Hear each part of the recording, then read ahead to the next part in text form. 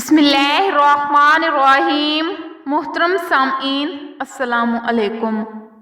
حضرت تمیم داری رضی اللہ تعالیٰ عنہ فرماتے ہیں کہ ہم پیارے نبی رسول اللہ صلی اللہ علیہ وآلہ وسلم کی بارگاہ اقدس میں حاضر تھے کہ ایک اونٹ بھاگتا ہوا آیا اور پیارے نبی رسول اللہ صلی اللہ علیہ وآلہ وسلم کے سر انور کے پاس آ کر کھڑا ہو گیا جیسے کان میں کوئی بات کہہ رہا ہو۔ پیارے نبی رسول اللہ صلی اللہ علیہ وآلہ وسلم نے فرمایا، اے اونٹ پرسکون ہو جا، اگر تو سچا ہے تو تیرا سچ تجھے فائدہ دے گا، اگر تو جھوٹا ہے تو تجھے اس جھوٹ کی سزا ملے گی۔ بے شک جو ہماری پناہ میں آ جاتا ہے اللہ تعالیٰ بھی اسے امان دے دیتا ہے، اور ہمارے دامن میں پناہ لینے والا کبھی نامراد نہیں ہوتا۔ ہم نے عرض کیا، یا رسول اللہ صلی اللہ علیہ وآلہ وسلم، یہ اونٹ کیا کہتا ہے؟ رسول اللہ صلی اللہ علیہ وآلہ وسلم نے فرمایا، اس اونٹ کے مالکوں نے اسے ذبح کر کے اس کا گوشت کھا لینے کا ارادہ کر لیا ہے، یہ ان سے بھاگ آیا ہے اور اس نے تمہارے نبی رسول اللہ صلی اللہ علیہ وآلہ وسلم سے مدد مانگی ہے۔ ہم سب ابھی گفتگو میں مشغول تھے کہ اس اونٹ کے مالک بھاگتے ہوئے آئے۔ جب اونٹ نے انہیں آتے دیکھا تو وہ دوبارہ پیارے نبی رسول اللہ صلی اللہ علیہ وآلہ وسلم کے سر مبارک کے قریب ہو گیا اور پیارے نبی رسول اللہ صلی اللہ علیہ وآلہ وسلم کے پیچھے چھپنے لگا۔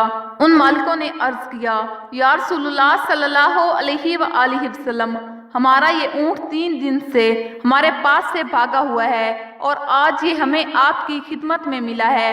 اس پر پیارے نبی رسول اللہ صلی اللہ علیہ وآلہ وسلم نے فرمایا، یہ میرے سامنے شکایت کر رہا ہے، یہ کہتا ہے کہ یہ تمہارے پاس کئی سال تک پلتا رہا، جب موسم گرما آتا تو تم گھاس اور چارے والے علاقوں کی طرف اس پر سوار ہو کر جاتے، جب موسم سرما آتا تو اس پر سوار ہو کر گرم علاقوں کی طرف کوچ کرتے۔ اب جب کہ یہ خستہ حالی کی عمر کو پہنچ گیا ہے تو تم نے اس کا گوشت کھا لینے کا منصوبہ بنا لیا ہے۔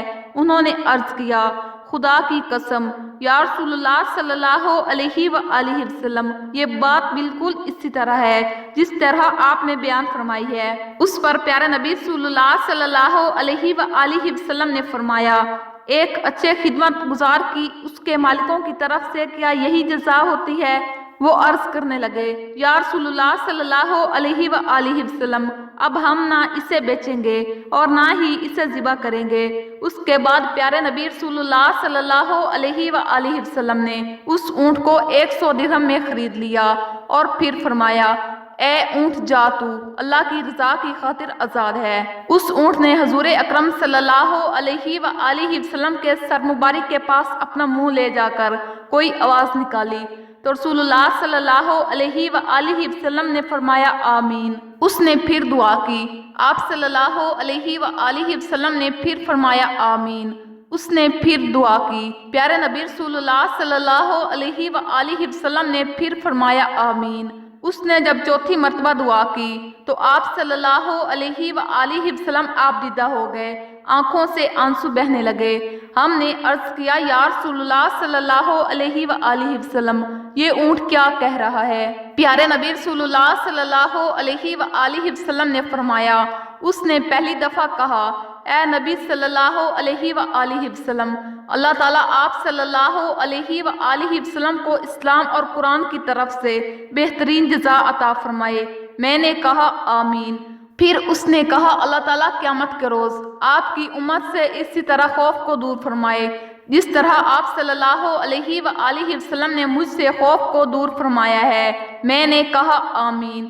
پھر اس نے دعا کی، اللہ تعالیٰ دشمنوں سے آپ کے امت کے خون کو اسی طرح محفوظ رکھے جس طرح آپ صلی اللہ علیہ وآلہ وسلم نے میرا خون محفوظ فرمایا ہے۔